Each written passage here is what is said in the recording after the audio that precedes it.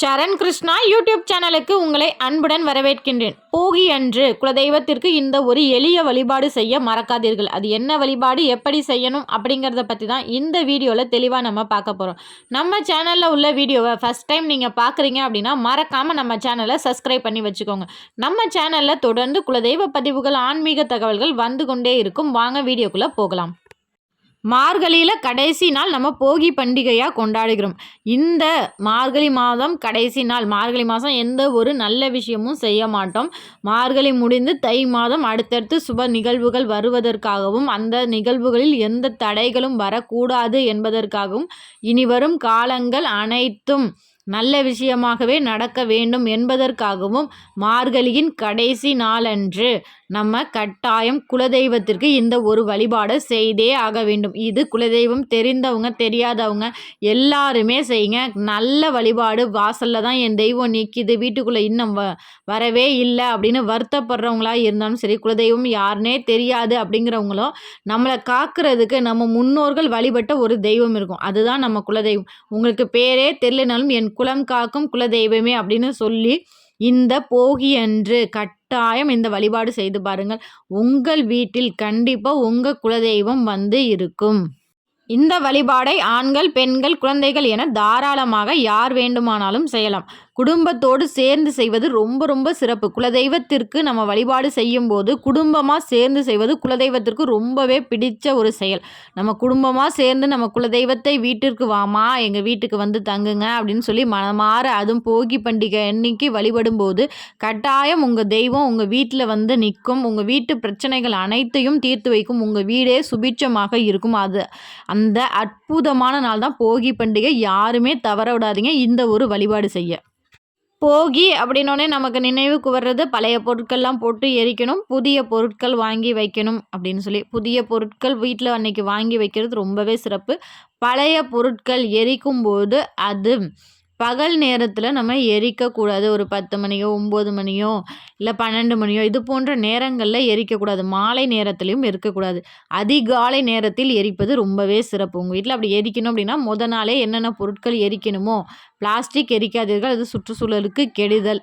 அதனால் இயற்கையான பொருட்கள் ஒரு சாஸ்திரத்துக்கு எரிக்கணும் அப்படின்னா 4-5 பேப்பரு இல்லை ஏதாவது ஒரு பாய், பழைய பாய், இந்த மாதிரி ஏதோ ஒன்று உங்களுக்காக தேவையே இல்லாத பொருள், வேஸ்டேஜ் பொருள், இயற்கையான பொருள் அப்படிங்கிறது இருந்துச்சு அப்படின்னா அதை நாளே எடுத்து வச்சுருங்க. காலையில் எரிச்சிருங்க. நேரத்தோடு எரித்து முடிச்சுட்டு அதற்கு பிறகு வீடை தொடச்சி விட்டுருங்க. வீடை தொடச்சி விட்டுட்டு சாயங்கால பொழுதில் இந்த வழிபாடை நீங்கள் தாராளமாக செய்யலாம்.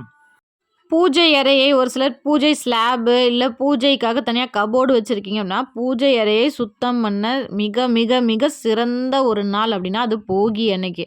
போகி அன்னைக்கு காலையிலேயே பூஜை அறையை சுத்தம் பண்ணால் ரொம்ப சிறப்பு. பூஜை அறையை சுத்தம் பண்ணும்போது கல்லுப்பு கொண்டு பூஜை அறையை சுத்தம் பண்ணும்போது ரொம்ப ரொம்ப ரொம்ப நல்லது.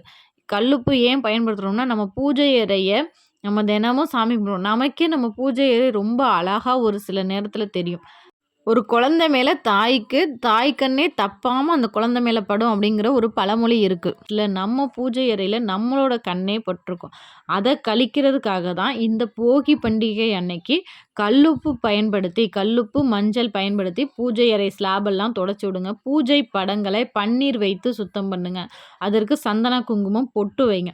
பொட்டெல்லாம் வச்சுட்டு மாலை நேரத்தில் உங்கள் குலதெய்வ படம் இருந்தாலும் சரி, குலதெய்வ பொருட்கள் ஏதேனும் வச்சுருந்தாலும் சரி, குலதெய்வ பிரசாதம் வச்சுருந்தாலும் சரி, உங்கள் குலதெய்வமாக பாவித்து, குலதெய்வம் தெரியாதவர்கள் ஒரு சுத்தமான ஒரு பேப்பர் எடுத்துக்கோங்க. அந்த பேப்பரில் 4 பக்கமும் மஞ்சள் வச்சுக்கோங்க. 4 முகனையில் மஞ்சள் வச்சு அதில் என் குலம் காக்கும் என் குலதெய்வமே போற்றி, என் குடும்பத்தை காக்கும் குலதெய்வமே போற்றி, என் குலதெய்வமே போற்றி அப்படின்னு எழுதி வச்சுக்கோங்க.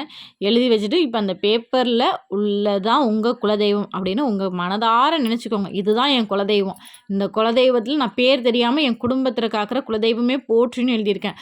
கூடிய சீக்கிரத்தில் என் குலதெய்வத்தின் பெயர் தெரிய வேண்டும், என் குலதெய்வம் என் வீட்டிற்கு வர வேண்டும், என் குலதெய்வத்தின் அனுகிரகம் எனக்கு கிடைக்க வேண்டும் என மனதார நினச்சிக்கோங்க. ஃபோட்டோ வச்சுருந்தாலும் சரி, இல்லை நீங்கள் குலதெய்வ பிரசாதம் வச்சுருக்கிறவங்களும் சரி, இதே தான் மனசார நினச்சிக்கோங்க. என் குலதெய்வம் என் வீட்டிற்கு வர வேண்டும், என் குடும்பத்திற்கு என் குலதெய்வத்தின் அனுகிரகம் கிடைத்து என் குடும்பமே சுபிட்சமாக இருக்க வேண்டும் என மனதார நினைத்து கொண்டு உங்கள் குலதெய்வ படத்தை அலங்காரம் பண்ணிக்கோங்க. முடிந்தால் வாசனை மலர்கள் கட்டாயம் வைத்துக்கொள்ளுங்கள். பண்டிகை நேரம் வாசனை மலர்கள் எங்களுக்கு கிடைக்கவில்லை அப்படின்னும் பலரும் சொல்லுவாங்க. வாசனை மலர்கள் கிடைக்கவில்லை என்றால் அதற்கு நிகராக அரளி மலர், செவ்வந்தி பூ எந்த பூ உங்களுக்கு கிடைக்குதோ கண்டிப்பாக அதை பூஜைக்கு பயன்படுத்தி கொள்ளுங்கள். தாமரை பூ கிடைப்பது இன்னும் சிறப்பு. வச்சுக்கோங்க. வச்சுக்கிட்டு சாயங்காலம் போகி அன்று சாயங்காலம் 6 மணிக்கு மேல் பச்சரிசியால் ஆன ஏதாவது ஒரு பிரசாதம் நீங்கள் வைக்க வேண்டும். பச்சரிசினால் செய்யப்பட்ட கொழுக்கட்டை செய்யலாம், துள்ளுமாவு செய்யலாம், மாவிளக்கு செய்யலாம். பச்சரிசி வெல்லம் இருக்க வேண்டும். ஏன்னா மறுநாள் நம்ம பொங்கல் அன்னைக்கு பொங்கல் வைப்போம். அதனால் இன்றைக்கி நீங்கள் பொங்கல் வைக்க தேவையில்லை. ஒரு கொழுக்கட்டையோ இல்லை பச்சரிசி நீங்கள் கண்டிப்பாக பச்சரிசி பயன்படுத்தி ஏதாவது ஒன்று செய்யணும். இல்லை பச்சரிசி பாயாசம் கூட நீங்கள் வைக்கலாம். அரிசி பாயாசம் சொல்லி வைக்கலாம்.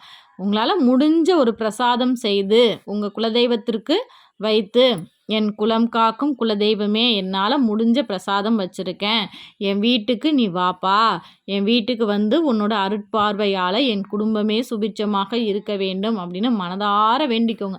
எப்படி நீங்கள் தினசரி பூஜை செய்வீங்களோ அதே போல் உங்களால் முடிஞ்ச பிரசாதம் வைத்து தீப தூப ஆராதனை காட்டுங்க. ஆராதனை காட்டும்போது நம்ம சாதாரண சூடத்திற்கு பதிலாக பச்சை கற்பூரம் ஏற்ற வேண்டும். பச்சை கற்பூரம் ஏற்றி மணி ஓசையுடன் நம்ம குலதெய்வத்தை அழைக்கும் போது கட்டாயம் உங்கள் குலதெய்வம் உங்கள் பூஜை அறையில் வந்து வாசம் செய்வாங்க. கண்டிப்பாக உங்கள் குலதெய்வம் உங்கள் வீட்டுக்கு வந்துட்டாலே போதும்.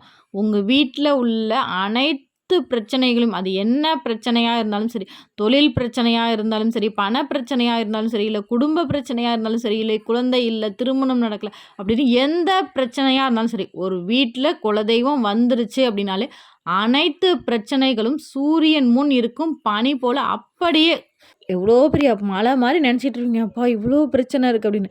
ஆனால் உங்கள் வீட்டுக்கு உங்கள் குலதெய்வம் வந்துருச்சு அப்படின்னாலே உங்கள் பிரச்சனை அப்படியே தவிடுபடியாயிரும். அடுத்த நிமிஷம் உங்கள் வாழ்க்கையை ரொம்பவே சிறப்பாக மாறிடும். ரொம்ப சந்தோஷமாக நீங்கள் இருப்பீங்க. அதற்கு கட்டாயம் உங்கள் குலதெய்வம் உங்கள் வீட்டுக்கு வரணும். அதற்கு ரொம்ப ரொம்ப முக்கியமான ஒரு பரிகாரம் தான் இந்த எளிய வழிபாடு. இதை கட்டாயம் செஞ்சு பாருங்கள். இது நம்ம முன்னோர்கள் பின்பற்றிய ஒரு வழிபாடு. இன்னமும் பல கிராமங்களில் பல இடத்துல வழிபட்டுக்கிட்டு இருக்கிற ஒரு முக்கியமான ரொம்பவே பலன் தரக்கூடிய குலதெய்வத்தை அழைக்கும் வழிபாடு. கண்டிப்பாக எல்லாரும் செஞ்சு பாருங்கள். கை மேலே பலன் கொடுக்கும். கண்டிப்பாக இந்த வீடியோ உங்களுக்கு பயனுள்ளதாக இருக்கும் என்ற நம்பிக்கையில் மற்றொரு வீடியோவில் சந்திக்கிறேன். இந்த வீடியோ பற்றின உங்களது கருத்துக்களை மறக்காமல் எங்களோட கமெண்ட் செக்ஷனில் ஷேர் பண்ணிக்கோங்க.